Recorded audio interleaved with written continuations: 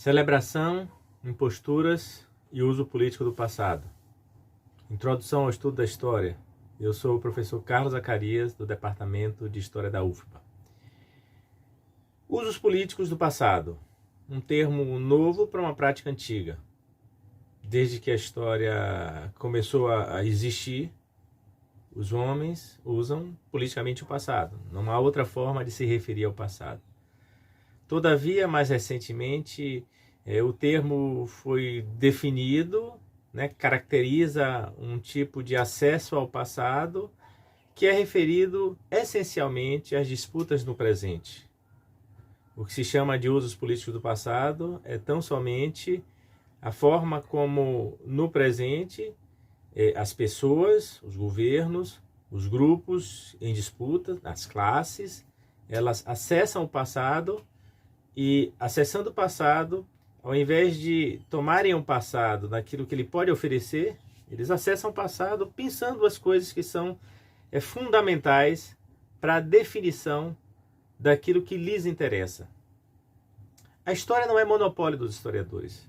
Longe do que se diz fora da academia, longe do que muitos políticos dizem. Hoje, esses grupos emergiram, ganharam voz, repercutiram suas vozes.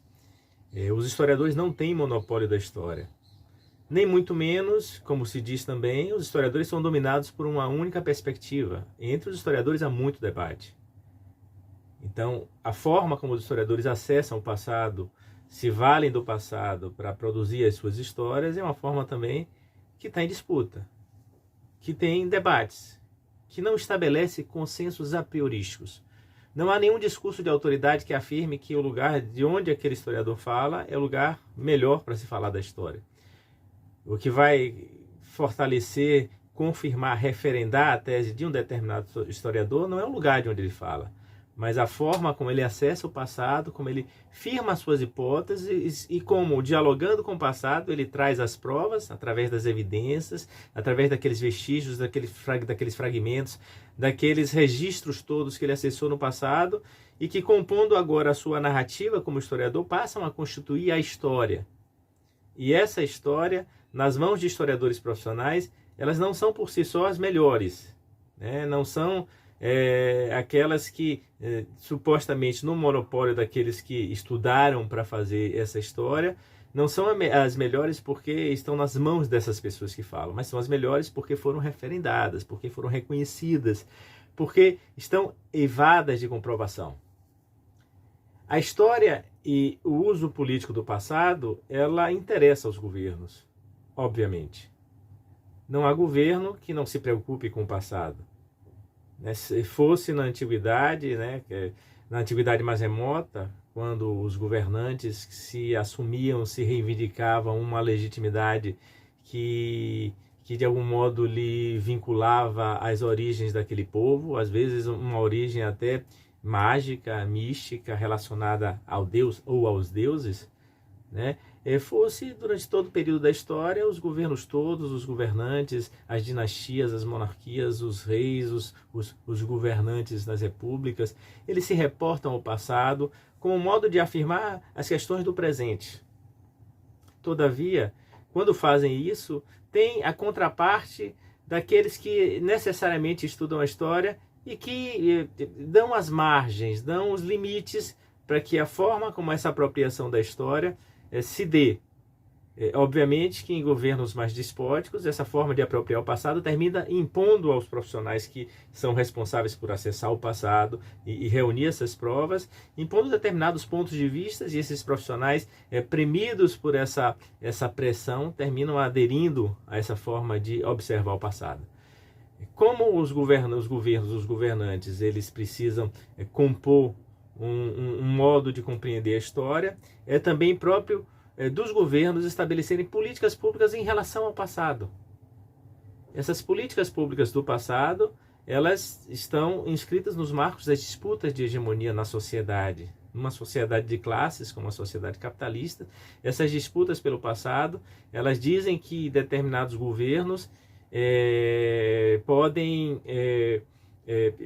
promover celebrações, nomear praças, nomear ruas, estabelecer um princípio de homenagem ao passado, que afirme no presente o modo como este governo espera que a sociedade compreenda como foi esse passado. Então, as disputas pelo passado estão inscritas nas disputas de uma sociedade de classe, né, falando da sociedade capitalista contemporânea, como disputas pela hegemonia.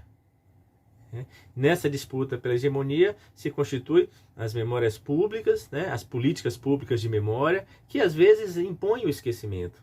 Não vamos nos esquecer que no passado recente da América Latina, diversos países estabeleceram políticas públicas de memória, e em boa parte dos países, essas políticas públicas de memória, elas ou impunham diretamente o esquecimento, né? Na Argentina tem a lei do ponto final, né? O ponto final, que era uma forma de cessar o debate sobre o passado, né? Ou se não impõem, elas sugerem o esquecimento, porque elas pressupõem nos princípios de anistia que terminaram por concluir esses regimes autoritários da América Latina, abrigar a ideia de que a anistia é perdoar tudo, é esquecer tudo, como se a memória não fosse um direito, né? Um direito não apenas das vítimas, mas um direito da sociedade de enxergar o passado e de algum modo aprender, tirar lições sobre esse passado.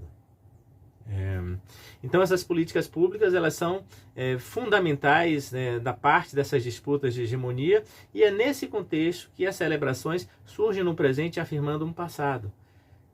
Recentemente no Brasil, nós tivemos um episódio que foi a queima da estátua de Borba Gato, né, um bandeirante celebrado em São Paulo em função do papel que os bandeirantes tiveram naquela região do país. Né? Se construiu uma memória histórica sobre as bandeiras e sobre os bandeirantes, né, como se eles tivessem desbravado as terras e ampliado a perspectiva de território do Brasil.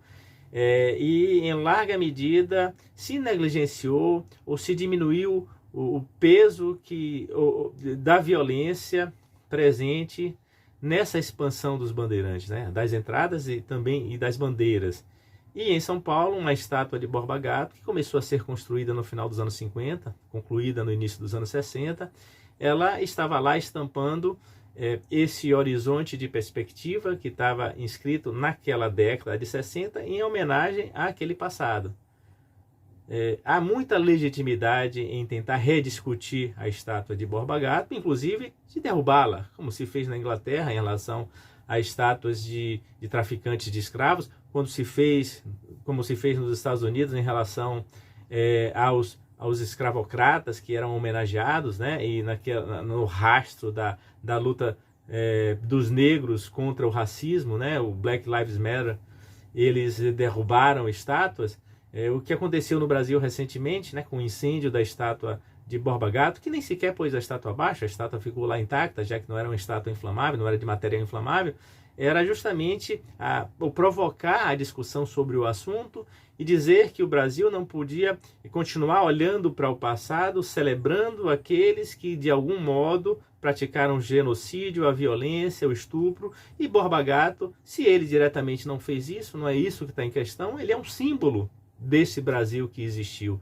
E como cada presente ressignifica o passado, é legítimo e justo que hoje as pessoas, principalmente as pessoas negras, as pessoas que têm uma ancestralidade que foi vitimada pela escravidão, né, pela escravidão do africano, pela escravidão do indígena, que essas pessoas, claro, apoiada por outras pessoas, que essas pessoas reivindiquem, exijam e demonstrem, né, da forma que eles acham a mais legítima, que aquela estátua não pode ficar como um símbolo de um país, de uma cidade. A propósito, o nome do Palácio do Governo de São Paulo é Palácio Bandeirantes. Isso não é possível. Então a gente transita em cidades brasileiras onde há praças com o nome de figuras que serviram na ditadura ou que governaram o Brasil, há escolas com esses nomes, avenidas com esses nomes, e o significado disso é que a anistia instituída em seguida à ditadura, ela não apagou, ela celebrizou os que venceram, os que impuseram pelo terror as suas práticas e de alguma maneira permanecem existindo para além das suas mortes físicas, porque a memória celebriliza, continua celebrando, consagra essa ideia de que eles fizeram de algum modo o bem do Brasil. As estátuas precisam ser problematizadas e nos espaços onde elas estão, se não forem problematizadas, elas devem vir abaixo, devem ser retiradas e colocadas em locais onde se explique o significado delas. Não se trata de modo algum de apagar o passado, mas de reivindicar a discussão sobre esse passado a partir de um presente em que a gente aponta para a justiça social, em que a gente aponta para o fim do racismo, para o fim do patriarcalismo, para o fim de todas as práticas que sejam opressoras e também de exploração da sociedade. Então essas formas de celebrar, elas permanecem informando os governos que disputam muito o passado. Os usos políticos do passado, eles trazem uma perspectiva muito recentemente, ainda mais na nossa história recente, de que o que os historiadores querem é monopolizar o acesso a esse passado. E junto com essa ideia vem o falso discurso de que esses historiadores são, na verdade, doutrinadores, ideólogos disfarçados em uma profissão. Então, o que acontece é que há empresas, há grupos de interesse que fomentam, que financiam, que se fortalecem e com um discurso que é muito fácil de propagar em meio à circulação de fake news, que diz que os historiadores, na verdade os ideólogos e doutrinadores disfarçados de historiadores queriam o tempo todo manipular você. E esses grupos de interesse, grupos empresariais que ganham muito dinheiro com isso, que têm ampla publicidade, que conseguem repercutir, que têm plataformas digitais que são acessadas por milhões de pessoas, que têm uma monetização muito poderosa desses discursos. Tanto mais sensacionalistas eles entabulam esse discurso, mais dinheiro ganham com isso. E quanto mais são desafiados pelos historiadores, mais eles tentam calar a voz desses historiadores. Esses grupos empresariais que atuam nessas plataformas e que pregam esse discurso são grupos empresariais interessados e, claro, no contexto da disputa de hegemonia. Nós estamos falando de uma sociedade dividida em classes, eles não falam apenas por interesses meramente simbólicos de disputa pelo passado, eles falam por interesses materiais e por interesses de afirmação de uma determinada classe na sociedade, porque é isso que está em disputa. E nesse sentido, o passado que importa para eles é pensado, é um modo de afirmar muitos valores. A disputa pelo passado, os usos políticos que se faz do passado nesse sentido aí, tem que ir muito além daquele passado experimentado, daquele passado de experiência, como diz Reinhard Koselleck, para inclusive passados muito remotos, passados que são ainda mais desconhecidos do grande público, porque acessando esses passados e pensando nesses passados, elementos simbólicos que reforçam os valores na sociedade atual, esses grupos conseguem atingir esse público, ganhar a sua audiência, conquistar as suas mentes e fixar nessas pessoas ideias que não correspondem à verdade histórica, que não são validadas pela historiografia, que não são referendadas pelos historiadores, porque afinal de contas os historiadores, quando vão ao passado, não vão necessariamente para pensar uma coisa ou outra, não vão, quando eles estabelecem um projeto e elegem um tema, quando estão investigando aquele tema, eles não estão querendo afirmar valores no presente, eles estão acessando esse tema para dizer aquilo que é a verdade daquele assunto, aquilo que é a verdade daquele passado, aquilo que aquele passado pode dizer de si e que importa, claro, no presente, a partir das hipóteses que se formulam. Então não há de modo algum um modo na parte dos historiadores de torturar, de pensar, de selecionar essas questões do passado, a bem das disputas políticas no presente. O dizer a verdade é o fundamento da profissão do historiador. Não há nada além disso. né, nas mãos desses grupos.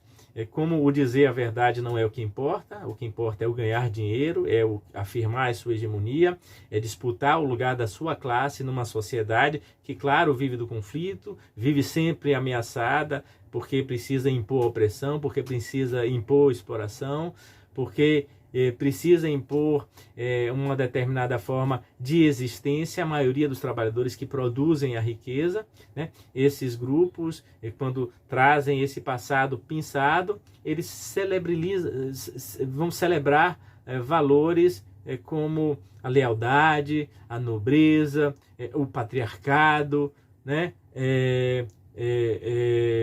O benefício promovido pelos que dirigiram a sociedade. Esse passado, os usos políticos do passado, eles não se referem apenas ao passado recente e traumático das ditaduras, né? Esse, sim, é muito importante, talvez um dos mais importantes, mas ele vai muito além. Ele vai à antiguidade, por exemplo, quando resgata valores de povos guerreiros para exaltar a masculinidade, né? Para exaltar o papel dos homens na história. E para, de algum modo, dizer que o papel dos homens que foi cumprido na antiguidade, no presente vem sendo desafiado por mulheres que se empoderaram, por mulheres que agora vitimizam os homens, né, por esse empoderamento. Então vejam, quando se vai ao passado da antiguidade e se traz essa ideia do guerreiro, não se está trazendo a ideia do homem guerreiro para apenas discutir um aspecto das guerras que efetivamente existiram no passado, mas para se exaltar a masculinidade, né, para exaltar um determinado personagem, para afirmar esse personagem no presente. Nesse caso, o personagem é um gênero, o gênero masculino, que no presente estaria sendo desafiado. E idem para a Idade Média. E falei da Antiguidade, na Idade Média tem os valores todos que são alcançados, né, que são trazidos para o presente, e mais ainda do que a Antiguidade, a Idade Média é do gosto, da predileção dos reacionários. Porque está na Idade Média todos os símbolos mais importantes que hoje são entabulados no discurso dos reacionários, que fazem cada vez mais nas redes sociais, que fazem cada vez mais nas plataformas digitais, esses usos políticos do passado, para afirmar o Deus, a autoridade, a monarquia, os estamentos, né, os lugares inultrapassáveis das classes, né, a suposta lealdade, a nobreza, né, o lugar da mulher, no lugar do gênero frágil, protegido pelos homens. Né? A Idade Média é um foco de muito interesse desses grupos que fazem uso político do passado, em função do que ela representa. Né? Há mais coisas. Né? No Brasil, uma das formas mais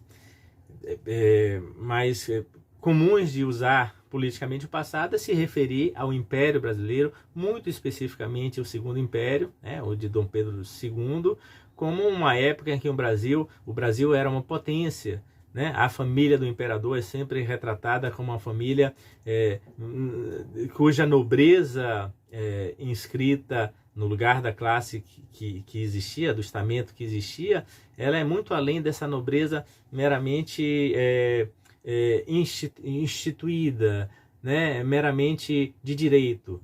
A nobreza, ela é uma nobreza de espírito, porque afinal de contas o Dom Pedro II é retratado como um homem ilustrado, que efetivamente era, mas um homem ilustrado, um homem à frente do seu tempo, que tinha uma filha que era a princesa Isabel, que lutava pelos escravos. O próprio Dom Pedro II é uma figura que não queria ter escravos, né, em que pede o fato de que boa parte em todo o Segundo Império, né, a abolição da escravidão antecede a República, a proclamação da República, e fora isso, o Império é sempre retratado como um lugar onde a nobreza vicejou e que era comandado por uma família de nobres que, no final das contas, foi alijada, foi excluída, foi golpeada pela República, que, na perspectiva desses que fazem esse uso político do passado, essa república, ela é a instituição da baderna, né, da bagunça,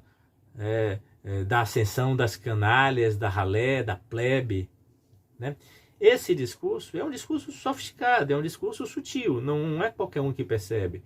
mas na forma como se usa politicamente o passado, é um dos modos mais comuns de reivindicar esse lugar do passado. Então, no Brasil, né, a referência ao Império, que está inclusive numa novela brasileira hoje, que tem exatamente essas características, né? A novela está iniciando, mas tem essas características, né, de exaltação da família real, né, pela sua importância, né?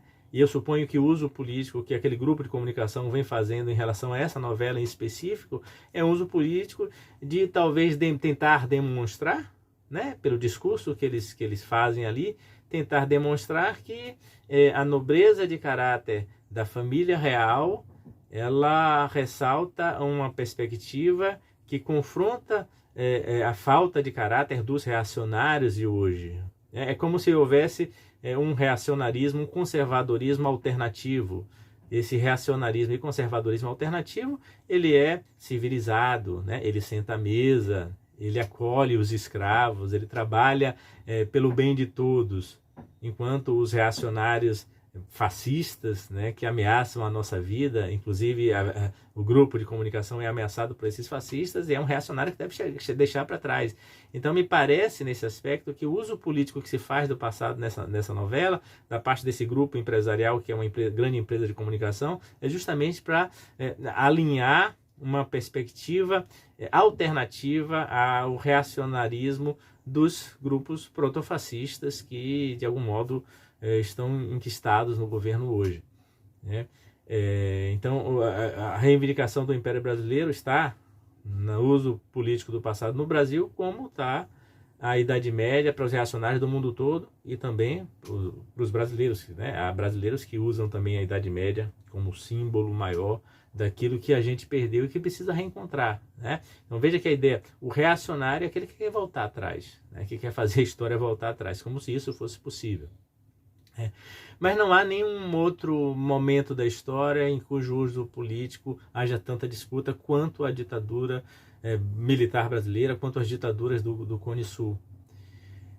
Não é à toa que o governo brasileiro instalado em janeiro de 2019 vem reivindicando, e este ano de 2021 conseguiu, o direito de celebrar o 31 de março de 1964.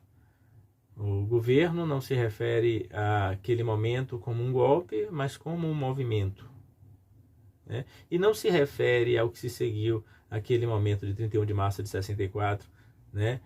Que foi um golpe. Ele não se refere ao que se seguiu àquele golpe ou movimento, como eles dizem, como ditadura, né? Eles usam o eufemismo de falar de regime militar, né? E este governo, ao reivindicar a ideia de que eles têm o direito de celebrar, e foram à justiça por isso, porque houve uma deputada do PT que impediu que a celebração fosse feita, eles terminaram por ganhar, né?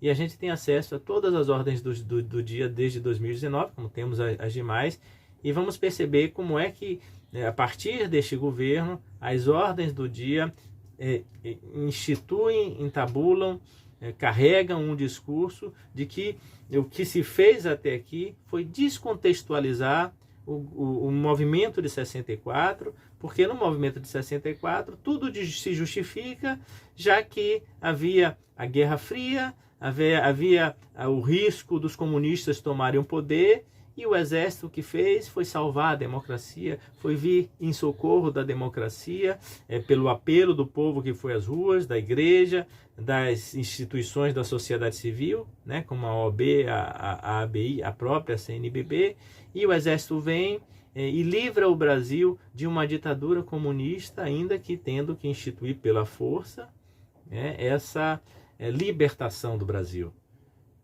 O discurso que está na ordem do dia é um discurso que vem sendo feito pelo presidente da República quando ele era deputado, desde sempre. É um discurso que está presente na maioria daqueles que fazem os usos políticos do passado, e que desafiam aquilo que a historiografia instituiu sobre o que foi o golpe de 64 e a ditadura que lhe seguiu.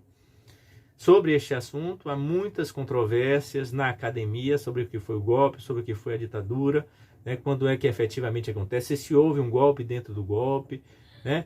se o golpe se consolida com o AI-5 e se começa a declinar a partir da revogação do AI-5, né? A natureza da ditadura, se é ditadura militar, se é civil-militar, se o golpe é militar, se é civil-militar, a participação das classes, enfim, há muitas controvérsias dentro da academia, mas não há absolutamente nenhuma controvérsia sobre o fato de que houve um golpe e que houve uma ditadura. Não há nenhuma controvérsia de que essa ditadura foi uma ditadura que instituiu o terror, que perseguiu opositores, que assassinou, que exilou, que oprimiu, né? Que essa ditadura criou circunstâncias para que o país, né, que vinha num caminho, né, que a gente não pode dizer que era um bom caminho, né, não dá para dizer que era um bom nem que era ruim, mas o Brasil vinha num caminho, não há nenhuma forma de você ignorar que o caminho que o Brasil vinha tomando foi interrompido por uma ditadura, por um rasgar da Constituição, por um golpe de força que oprimiu os opositores, e não há de modo algum como responsabilizar a vítima daqueles que tomaram o poder e pelo Estado oprimiram através das armas, né? Não dá para igualar as vítimas a esses opressores, a esses que instituíram pelo Estado o terror à força, né? A força. Então, o que os grupos que hoje estão encastelados nas redes sociais, encastelados nas plataformas digitais, que têm grande alcance fazem em relação a este passado, é justamente pensar, é justamente promover um discurso que legitima a ditadura. E quando eles legitimam a ditadura, eles afirmam que é possível novamente a gente assumir este caminho. Porque, claro, as disputas relacionadas ao passado são disputas no presente. Walter Benjamin tem uma passagem das teses dele sobre a história que fala que se a gente não der acesso ao passado da forma plena, se a humanidade não se liberta, né, os inimigos não deixam nem sossegar os que morreram. As nossas disputas pelo presente, embora sejam disputas sobretudo pelos rumos do país, por aquilo que a gente espera da nossa sociedade, são também disputas para fazer com que os nossos mortos descansem em paz. E fazer com que os nossos mortos descansem em paz é celebrar aquilo que deve orgulhar todos nós brasileiros, e não aquilo que nos envergonha. É isso aí, pessoal. Eu sou o professor Carlos Zacarias, professor do Departamento de História da UFBA. Esse é o meu canal no YouTube. Se você gostou desse conteúdo, se gosta de história, dá uma olhada nos demais conteúdos do canal. Se inscreve no canal, curta, compartilhe, deixe seu comentário, que eu vou ficar muito feliz de ouvir sua opinião. Um abraço e até a próxima.